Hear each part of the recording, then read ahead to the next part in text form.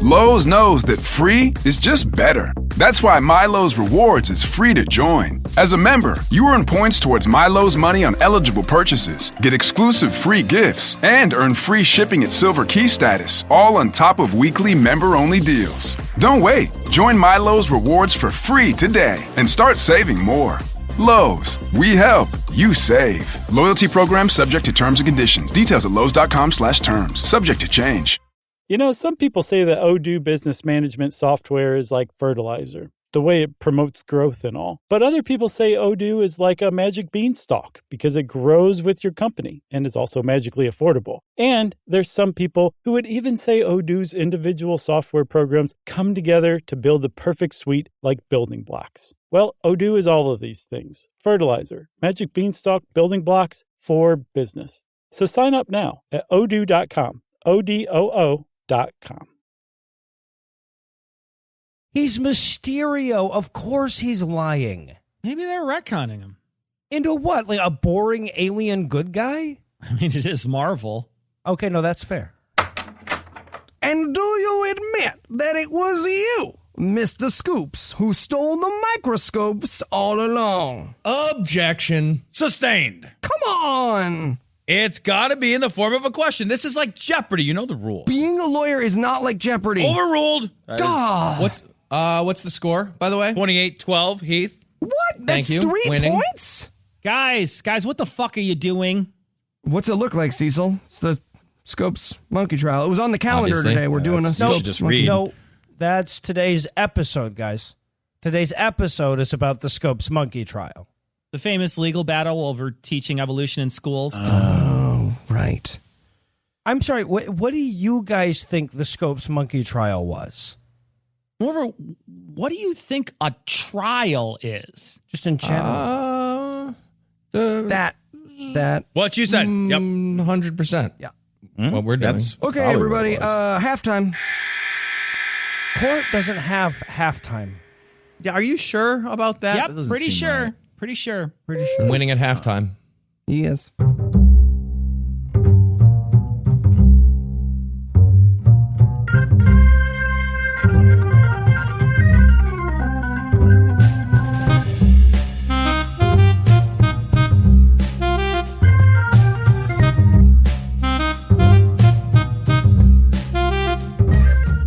Hello and welcome to Citation Needed, a podcast where we choose a subject, read a single article about it on Wikipedia, and pretend we are experts, because this is the internet, and that's how it works now. I'm Cecil, and I'll be presiding today, but I can't try this case alone. Let me introduce our legal teams. First up, the zone defense, Noah and Heath. All right, if you're trying to goad me into playing man, Cecil, it's working, baby. It's working. Are we all fucking in like a basketball scenario? Is that what's happening right now? Halftime. Halftime. I like my basketball orgies just like my steak. Warm pink center. Yeah. Also joining us tonight, the prostitution team, Eli and Tom. All right, Cecil. Some people support the troops. Some people support the swoops. I won't be ashamed. Okay, just a point of clarification. If a prostitute hires a prostitute happily, is that vertical smile integration? Excellent. We want to thank all our patrons for joining up and donating to the show. Did you know that you can help pick out our topics? All the patrons at the editor level or above get to submit to our suggestion box. So all those messages you send us suggesting topics outside of that, yeah, we don't read those. We delete them. If you want to join up on Patreon, stick around to the end of the show. Okay, let's call this court to order. Eli, for your opening statement, can you tell us what person, place, thing, concept, phenomenon, or event we'll be trying today? Well, to make the opening sketch make sense, we'll be talking about the Scoops Monkey Trial. I thought it was just like a cute name for a monkey would be Scoops.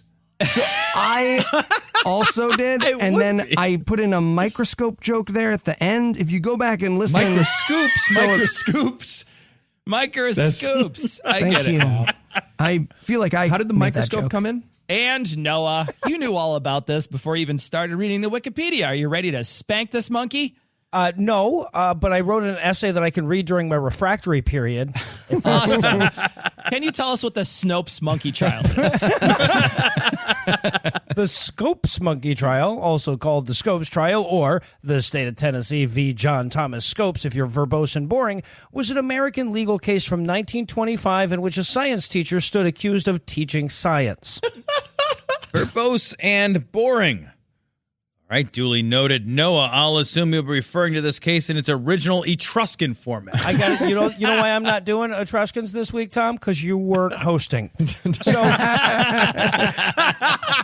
So this trial revolved around it. I just want him to have to ask me who the Etruscans were. We'll never get through that episode. I won't do it. It'll just be 4 hours of Sorry, that. I lost my train of thought. Tom, what's the essay about? Just remind me of the title one more time. All right, so this trial revolved around a 1925 state law called the Butler Act, which said, quote, "It shall be unlawful for any teacher in any of the universities, normals," that's a term used at the time for teachers' colleges, "and all other public schools of the state, which are supported in whole or in part by the public school funds of the state, to teach any theory that denies the story of the divine creation of man as taught in the Bible, and to teach instead that man has descended from a lower order of animal," end quote. Mm-hmm. Now, you'll often hear the law described as an injunction against teaching evolution, but that's not strictly true. Note that the law would allow for the teaching of evolution all the way up to humanity, right? Like, so you can go from single-celled organism to ape and maybe even Homo heidelbergensis, but you just couldn't add modern human to that process, I guess. Yeah, and there's a weird "and" statement in the law there. It says, like, you can't deny the creation in the Bible thing and then teach that man came from a lower order of animals. So technically, you could teach the Bible's completely wrong, as long as you also said that humans actually devolved from, like, super intelligent mutants of a higher order. It's a weird law. Man, Clarence Darrow could have used you. Hold on a second. Okay, so it's worth Clarence noting. Thomas could use him. Now, it's worth noting, by the way, that John Washington Butler, the guy who first introduced the law, intended for it to prohibit the teaching of evolution in its entirety. It's just that Butler was some Tennessee hillbilly farmer that was old in 1925, so he didn't know what the fuck evolution was enough to fully prohibit it with his law. He said later, quote, "No, I didn't know nothing about evolution when I introduced it. I'd read in the papers that boys and girls was coming home from school and telling their fathers and mothers that the Bible was all nonsense." End quote. And the part that really bothered him was the primates thing. He's like, yeah, so science contradicts the book that I based my entire life on. That's fine. But I am a beautiful man, and I was made by a wizard. A wizard. A grand wizard. Yeah. Probably. All right. So anyway, Tennessee passes this law, and the ACLU goes, "Oh, hell no." So they immediately set about challenging it, and they find their chance in one John T. Scopes, a substitute teacher in Dayton, Tennessee, who basically walked into a police station and turned himself in. He's like, What? Yeah, hi. I'm Spartacus. It's just me. I'm Spartacus. Am I doing this right? I'm Spartacus. So now Scopes would later say that he didn't remember ever actually teaching students about human evolution. He was just willing to offer himself up as a test case. He just walks into the police station. "Hi, I told children true things." Get the fuck on the ground. You know, I gotta say, I appreciate his sentiment, but these fucking martyr types are the worst. You can't hardly set down your fucking sword without these numbfucks falling all over it, as long as somebody's sure to be watching. Well, believe it or not, you're overestimating John Scopes. We'll get there. So this case is famous for a lot of reasons. Most notably, it's a useful starting point when you want to talk about the ongoing fight between fundamentalists and rationalists about evolution in the schools. It's a big and divisive issue in this country even now because many of us are fucking stupid. And this trial marks a real turning point where rationality started to overtake tradition. Now, to be clear, the good guys lose this case, but the public verdict was way more important than the one that the jury handed down, and the good guys won that one. Yeah, it feels weird to tell this story in the past tense, right? Does English have a once and future tense just to make this episode a little more evergreen? All right, so another one of the reasons, by the way, that this is so famous is that it had this hugely made-for-TV feel to it from start to finish. Normally, for a court case to get this dramatic, you would need hack writers and B actors, but this is a real case about a real crime with a real judge and everything.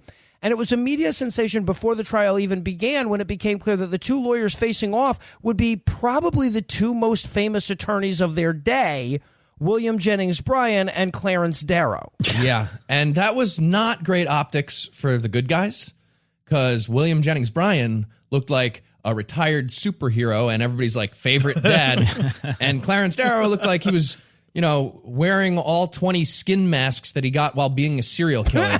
So he is terrifying. He looks like a Nazi doctor with, oh God. Got one from Leopold. There's the famous attorneys of the day. One of them's putting a leather glove on a fin. If it does not transition, you must change your position. If it does not evolve, you must absolve. Declarative, imperative, interrogative, it's my prerogative. Origin of species, flinging feces. There's no wrong way to eat a Reese's. Monkey, Reese's monkey. Yeah, no, we got it. Monkey nailed it. So I don't know if everybody got it. So before we get to the trial, let's take a second to introduce these two juggernauts. Now, it would be really easy for me to paint William Jennings Bryan as just the bad guy, like really super easy. But the story's more fun when you have a good sense of where he's coming from. Bryan was born in Nebraska in 1860, and at the turn of the 20th century, he was the dominant force in the Democratic political party. He was also damn near the Buffalo Bills of presidential elections. He kept winning his party's nomination, but lost the general election in 1896, 1900, and 1908. And Darrow was the Buffalo Bill of looking like Buffalo Bill the serial killer. So Yeah, it makes sense. Wait, he tried in 1896, 1900, and 1908 and still lost? This guy gets fucking rejected more than the Jordan Peterson fan club president. Oh, shit. Jordan Peterson. All right, so...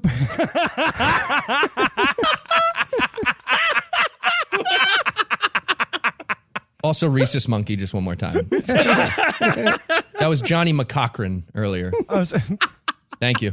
Macaque is a type of monkey. Yeah, no, it is. Johnny All right, Cochran so was the notes. lawyer that we were talking. He was wrong. We get it. We get it. So You're racist. So Bryan was reputed to be the best orator in the country, and his populist message earned him the nickname the Great Commoner. He was a big advocate of free silver, which was basically the eat the rich of its day. And his Cross of Gold speech that he gave in defense of that position is still one of the most famous panegyrics in American history. Like there's audio of him giving this speech, and if you listen to it right now knowing nothing at all about the history or the policy, you're going to get to the end of it and be like, yeah, man, free fucking silver. Absolutely. I love that speech. 100%. You love that speech? Yeah. Really? Mm-hmm. The speech he was just talking about by William Jennings Bryan, you're a fan of that speech? Absolutely. Okay, Eli, for $1,000, what is a panegyric? A person who can't use their legs? Nope. So close. Really? No. No, you're not close at all, actually. You guys are all so dumb. It's either an Etruscan sandwich press or October 11th in the Word of the Day calendar, 1998. Okay. It could be both. It absolutely could be. It's not. No. So I want that through sandwich now, though. Yeah, that would be good. All right, so through his career, Bryan would serve as a congressman, the leader of the Democratic Party, a journalist, a lawyer, Secretary of State, and, of course, an anti-evolution activist. He's like the other side Papa Huckabee with an old-timey voice. So Pretty much, yes. Yeah, pretty much. Except respected. Right. So, to be fair to Bryan, which, again, I'm not naturally inclined to do, I should point out that at this point there was very little sunlight between actual biological evolution and social Darwinism.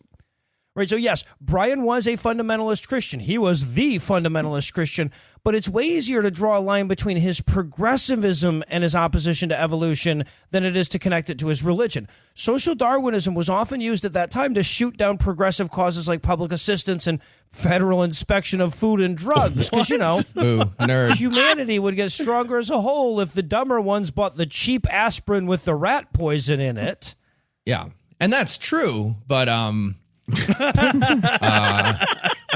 Yeah, what's Sorry, the no, end of I was that for done. you? I was done. I was there. That was the end of my thought. Teenage Kenneth Copeland is like, if you get rid of the dumb ones, future me won't have 2 Learjets. What the fuck? I love that he's teenage already. Well done. Right. So that was now- true, but Yeah. So on the other side of the court, you have Clarence Darrow. Larry Now, Dowse. Yes, hell Personal yeah, man. ancestor. So unlike Brian, he's not famous for being a congressman or a public speaker or the Secretary of State. He's famous for being the fuck out of a lawyer. Okay, and not in a bad way, right? So he first rose to prominence defending Eugene Debs when he was prosecuted for leading the Pullman strike of 1894. And he had to quit a lucrative gig with the railroads to do it. So, lawyer making the big bucks decides to quit to defend the little guy. It made him a bit of a media darling.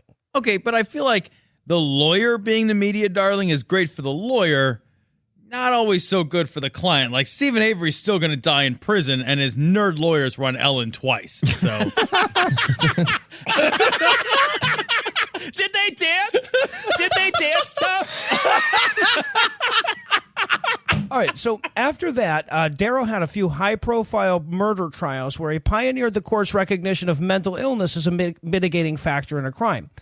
In all, he would defend 50 murder cases in his career, and plenty of the motherfuckers would be found guilty, but only one of them would be executed. And that, by the way, was the first one he defended, and he didn't even show up until they were almost all the way done with that trial. And that's where he debuted the insanity defense. After that, he was flawless. that must have been a fun moment debuting the insanity defense. Just being like, okay, Your Honor, my client is actually insane. Yes. So, So oh, yeah, so we're done. we're done. Great. Oh, great. Great.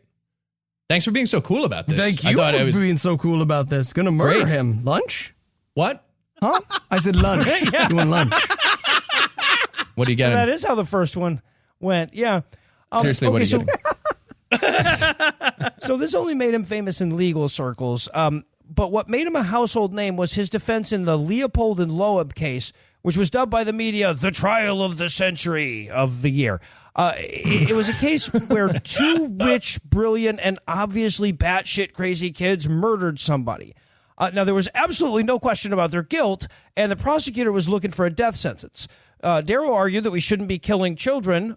Keep in mind that you were considered a kid until age 21 at the time, because they were mentally ill. And when I say he argued that, I mean he argued the ever-loving fuck out of it. His closing argument in this case was 12 hours long. Jesus Christ, overachiever. Now that closing argument would be, so, Your Honor, affluenza. The defense rests. Drop the mic. We're done. 12 fucking hours of nagging later, and the jury cleaned the cat box, did the dishes, and found him not guilty.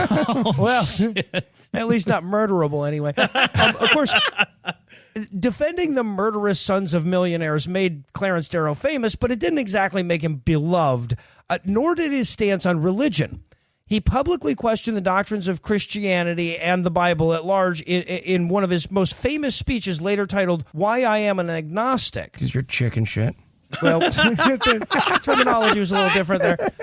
In that speech, he said, quote, "The fear of God is not the beginning of wisdom. The fear of God is the death of wisdom. Skepticism and doubt lead to study and investigation investigation is the beginning of wisdom." Slow clap. End quote. Right? Slow and motherfucking clap. I got one more because he's kind of a personal hero. Quote, "Every man knows when his life began. If I did not exist in the past, why should I or could I exist in the future?" End quote. Which is fancy lawyer talk for when you die, it'll be just like before you were born. Well, he kind of pioneered that argument. But, yeah. Okay, to be fair, the answer to that question is before I wasn't scared that I wasn't, but now that I am, I'm terrified not to be. And also, is there an Arby's in heaven? And that's why the atheist side is so much harder, because we have to say no. They're like, yes, there is an Arby's there. Yeah, there's As it 2. happens. We don't let Jews in. There's like no lines.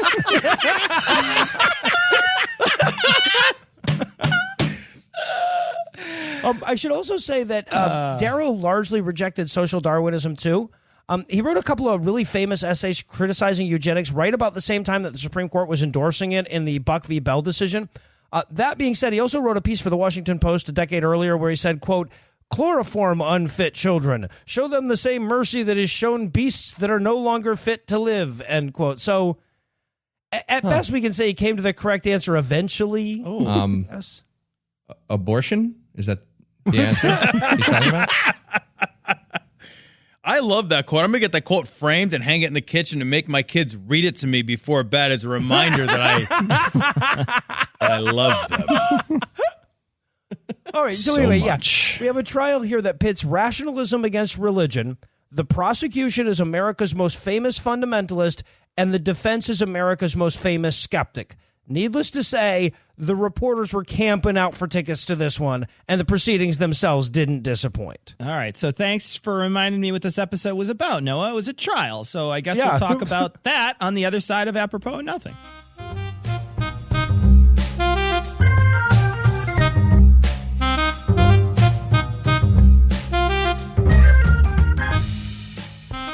All rise for the Honest Evolution trial. You may be seated. I'm just a guy in a chair. Counsel? Yes, Your Honor. I am 100% aware that I'm lying right now, but I've got, I don't know, probably 20 years left of using everyone's stupid grandma's money to pursue this kind of thing. So, bibbidi-bobbidi-boo, I think a Bronze Age book nails how the universe was created. I'm an adult who can drive a car. That's a good point. I've seen him drive a car. I was appointed by a political party, so I'm pretending that's a legal argument. Prosecutor? Literal magic isn't real? Oh, he's right. Quiet. Seen it. Well, like I said, I'm a political appointee, so I find the other guys guilty of being mean. What? Court's adjourned. Let's all go use our cell phones. It's 2019. It is 2019. That's exactly the year. I get a vote. Unlimited plan.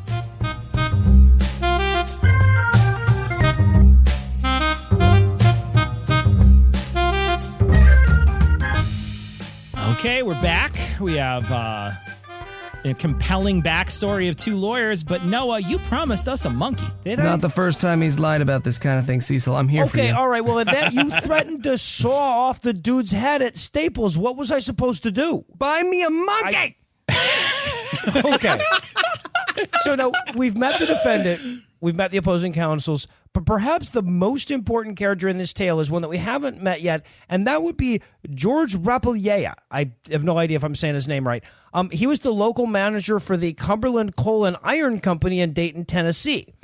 So now this guy's hearing in the news about the ACLU battling with the new Tennessee state law, and he thinks to himself, a trial like that would be great for local business. So he gets together with the county superintendent of schools and says, hey, get one of your guys to violate this law. What? Now, Awesome.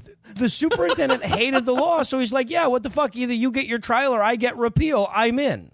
Now, I cannot overstate how much of a wanton publicity stunt this was.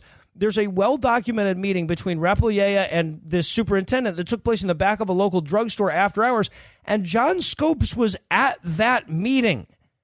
He then went back to the school and urged his students to testify against him and even coached them on what answers to give to the nice grand jury.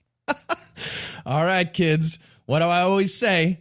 God is dead, and Negroes should be allowed to play baseball. Tell your parents. Tell your parents and the jury. Tell them all I said that. Yeah, especially right. the second thing. All right, so on May 25th, he's indicted after 3 students testify against him. According to the book Summer of the Gods, the Scopes trial and America's continuing debate over science and religion, Or as we call it, the monkey book. that's not what we call Thank it. you. Judge John T. Ralston was eager to get this shit going before the summer tourist season started and, quote, all but instructed the grand jury to indict Scopes despite the meager evidence against him and the widely reported stories questioning whether the willing defendant had ever taught evolution in the classroom, end quote. Your Honor, the only evidence we have is these flyers you keep handing us for the city's brand new water park.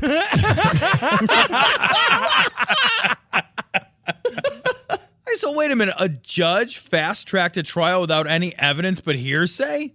In Tennessee? Say it ain't so, But Noah. John Say Scopes it ain't was white, so. though. This is very weird. He was a white guy. Well, So- okay. All right, so this show trial is all set, and the attorneys are originally going to be a couple of brothers that were friends with Scopes, but Rappleyea, he's thinking big, so he sets out on finding the biggest celebrity names he can to join the two legal teams. In fact, He apparently even wrote a letter to H.G. Wells asking him to join the defense. Awesome. And while H.G. Wells told him to fuck off, William Jennings Bryan was more than happy to join the prosecution, even though he hadn't tried a case in 36 years. Okay, so it's basically the plot of Demolition Man. Yeah. Like, Stallone is William Jennings Bryan, and Wesley Snipes, the evil bad guy, is science. Yeah. So Yeah, that's fun. very clearly, yeah. Sandra Bullock's the monkey. Now, He's on the stand. know. Sir, can you explain these 3 seashells to us, please, sir? You're just shitting into him and throwing him. Yeah. That's what a monkey, a course. rhesus monkey would maybe do. of course, Clarence Reese's. Darrow is the obvious choice to counterbalance Bryan's celebrity, so they reach out to him. And originally he turns him down because he's afraid that if he gets involved, his fame would distract from the austerity of the court's proceedings. But then he realizes that these court proceedings weren't going to have any austerity anyway. So he says, fuck it, sounds like fun. And he signs on. Oh, which side am I on? You know what? Doesn't matter. Let's fucking party. Clarence Darrow, the Monkey Book. Arby's? Arby's. This is going to be a farce I will not attend. But, sir, the farce is the point of the thing. Oh, well, then sign me up. Yep. What? Exactly. That was the exchange. So going into this thing, the defense intended to challenge the law as unconstitutional on the grounds that it violated the teacher's right to academic freedom. But Darrow pushed in another direction and sought to prove that the teaching of evolution doesn't actually conflict with the biblical narrative. Basically, he figured a jury would be more willing to acquit if they were given a way to have their religion and eat it too. So they tried to bring in a whole bunch of evolution experts that were willing to say, sure, maybe God did some of it too. I don't know. But with only one exception, the judge wouldn't allow them to testify in person, and instead they were only allowed to submit written statements that could be used as evidence at the inevitable appeal. Then the judge changed his mind again, and the only allowed testimony could be cross-stitched then. So he wound up with all these experts sending in various combinations of live, laugh, love, you know? That he could The 3 stages of evolution. Yeah. Kind of, actually. Yeah, kind of. All right, so the trial finally gets underway, and it's every bit the media circus that Rebel Yaya was hoping for. In fact, it was the first American trial to be broadcast on radio. So this local judge, terrified of seeming hostile to religion in small-town Tennessee, is biased as fuck against the defense. And you know it right away because before the trial even started, the motherfucker's quoting from the Bible to the media. Let me guess. The part about the donkey dicks and horse cum? Is that the part? So Bryan opens things up, bemoaning the evils of evolution, which isn't the fucking focus of the trial, but whatevs. And during his opening statement, he utters probably my favorite quote from the entire trial. He's talking about how evil it is to teach kids that they're descended from monkeys, and he adds, quote, not even from American monkeys, but from old world monkeys, end quote.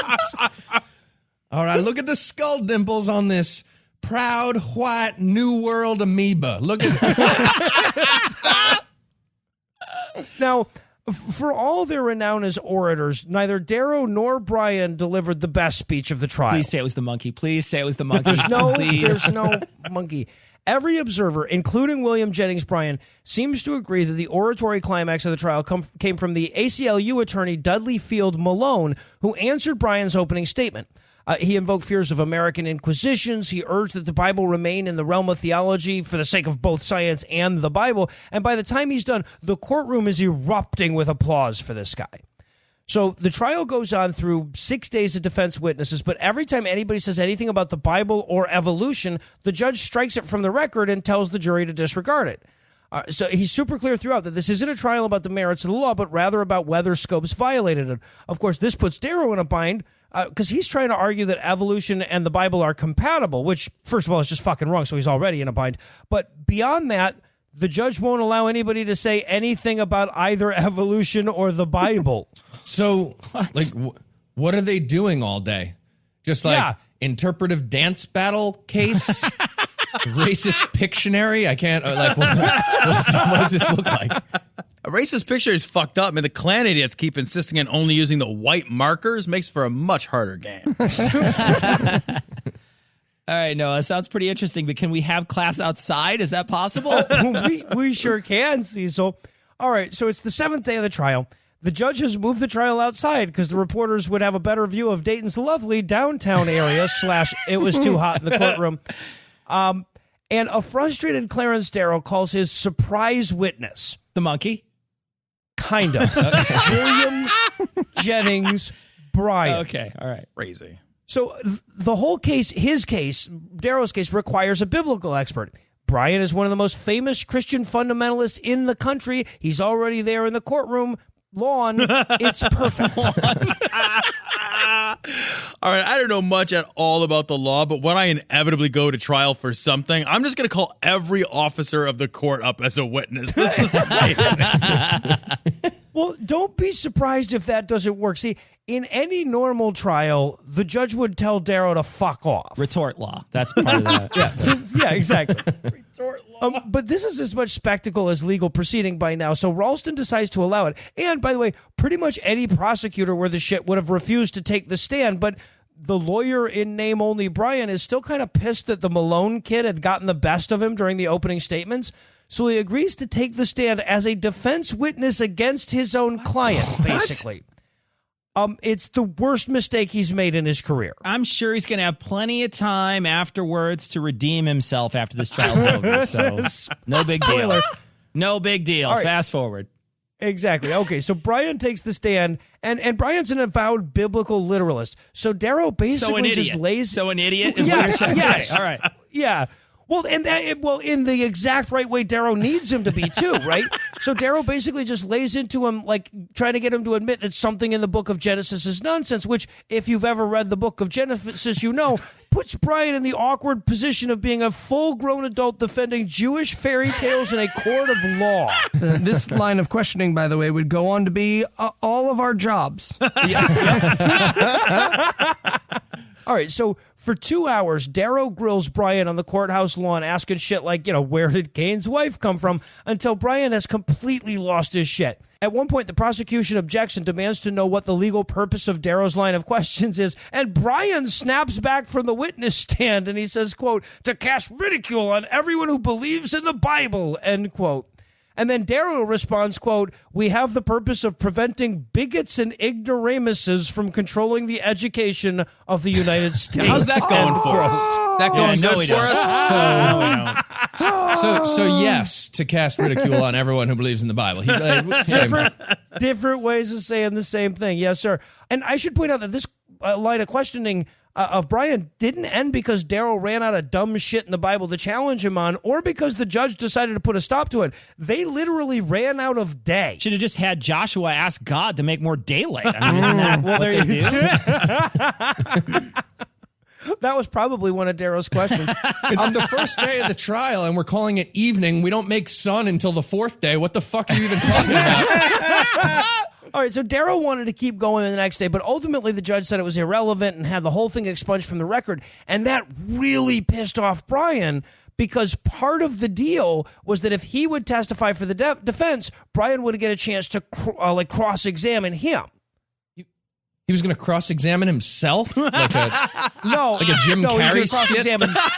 No, he was going to cross-examine Darrow, but given how the trial's unfolded to this point, I see why you needed clarification. Should have been more clear in that. Also, not only does the judge deny Bryan a chance to do this cross-examination that he was really looking forward to, but Darrow waived his right to a summation, which meant that under Tennessee law, Bryan wasn't allowed to give any closing arguments either. Okay. That's the best. So, right? You ran out the clock. That's made Neil. So, for the sake of accuracy, the actual final words of the legendary Scopes monkey trial were, guys, it's actually getting a little dark. Can we pick this up tomorrow? More or less. Yeah, Mom said no more trial after the street lights come on, guys. Come on. You're in trouble. All right, so the trial wrapped up the next day, and ultimately the jury, deciding on the very narrow question of did the guy who emphatically admitted he taught evolution in public schools teach evolution in public schools, deliberated for all of 9 minutes before they found Scopes guilty. He was fined $100. That's about $1,400 in today's money, but ultimately that fine was overturned on a technicality. The technicality is called the First Amendment, I guess. Unfortunately, The no. very first one. Actually. So Darrow did agree, by the way, to still be cross-examined by Bryan, who challenged him to defend the agnostic position in a written challenge that would be published later. The exchange was never published, though, because Darrow just wrote, I don't know for all the answers. Because it's the agnostic position. Technically correct, the best kind of correct, you know? Yes, exactly. In a wacky side note, Brian died 5 days after the end of the trial. Wah, wah. According to Wikipedia, quote, the connection between the trial and his death is still debated by historians, end quote. I mean, I'm sure it was a tough week, but was there like a part of the trial where the defense insisted on stabbing him with a Gom Jabbar? What's the controversy there? What? All right, so the good news, though, the silver lining here, the happy ending, the Butler Act was eventually repealed. It did remain the state law in Tennessee until 1967. What? But I guess by that point, even Tennesseans had started to evolve from whatever lower order of animal they had to be in order to think this stupid fucking law needed to exist. Why are there still Tennesseans then? Yeah, right? Right? All right, Noah, if you had to summarize what you learned in one sentence, what would it be? That we did, in fact, evolve from filthy monkeys. That's our show. Sweet other reference. Are you ready for the quiz? I've never been more ready. I'm ready to spank the monkey. Actually, the refractory period wasn't as long as the essay. So let's get this over with. All right, Noah, obviously this was just a stunt to showcase the stupidity of basing public policy on religious principles, which is why we don't do that anymore. Except, A, religious exemptions for vaccines, otherwise known as the right to disease. B, the heartbeat bill, now being passed everywhere where high school is considered an accomplishment. Not. C, the halting of stem cell research. That was good. Glad we did that for a little while. D, the knee-jerk support of Israel at any cost. Anti-Semite. Or E, any textbook in Texas. I'm going to go secret answer F for fuck. Yeah. We haven't come very far. All right, next question. Donald Trump looks like he devolved into a tamarin monkey and got a bunch of cancer treatment, and he should definitely be taught in schools. That's a fact. What should be the title of that monkey trial porn? Is it A, Macaquework Orange? You can stop there. I don't need another answer, sir. It is a Macaquework Orange. It is A. Bravo. It is A. Also, guys, I didn't cut you off from anything. Heath didn't write in any more answers, so I was just... Improvise. 2 gorillas, 1 cup. I don't know. 12 Angry Monkey Men. That would have been good. Sorry. That's pretty good. All right, Noah, I think it's fair to say we're all a little biased against religion on this podcast, so let's give some counter-apologetics their due. Which of the following is a good argument that evolution and religion can coexist? A, you don't get to tell me what to believe. B, starting a story about someone dying and then very clearly starting to cry in the hopes that you'll back down out of social contract. Oh, Jesus. C, some religions have non-white people in them. You're a racist. Or D, according to all of our experiences, all of the above. Oh, okay. Conflicting instructions. You said we were going to give anti-evolution apologetics their due, and then you kept talking and prompted me to do the same. So wrong is my answer. Just wrong. That is correct. Secret answer wrong. Okay, Noah, what's the best way for evolution to win its court case? A, DNA evidence. B, don't strike the fossil record. C, jury selection over 10,000 generations. Or D, survival of the witness. Secret answer E. It wins when natural selection makes us smarter, which will happen soon because it's only a matter of time before I snap and kill all these stupid motherfuckers. You know what? It's E, but I still win. How's that? Okay, good. That's fine. Okay. And I'm going to pick Tom for next week. So, Tom, you're it. All righty. Okay. We're going to leave now. And before I do, I'm going to say goodbye. So, I have a whole paragraph written just for this purpose. So here goes. Way to vamp. well- No one knew anything was wrong, well- Cecil. Way to vamp, sir. Could you sign off for all 5 of us, please? I will right now. Great. I'm going to say your name next. Heath Thank you. and Noah. I'm Cecil. Thanking you for hanging out with us today. We'll be back next week. And by then, Fucking skip me. Tom will be an expert on something else. Between now and then, you can check out our other shows. Go to citationpod.com for a full list. And if you'd like to keep the show going, you can make a per-episode donation at patreon.com/citationpod or leave us a 5-star review everywhere you can. If you'd like to get in touch with us, check out past episodes, connect with us on social media, or check the show notes, be sure to check out citationpod.com. He said you first. Everyone always says you first. Good.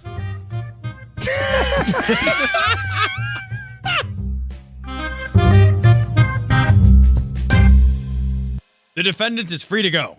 Where did you even get a monkey?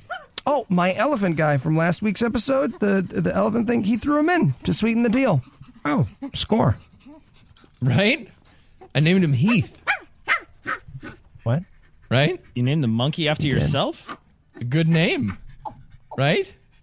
Isn't it, Heath? The monkey.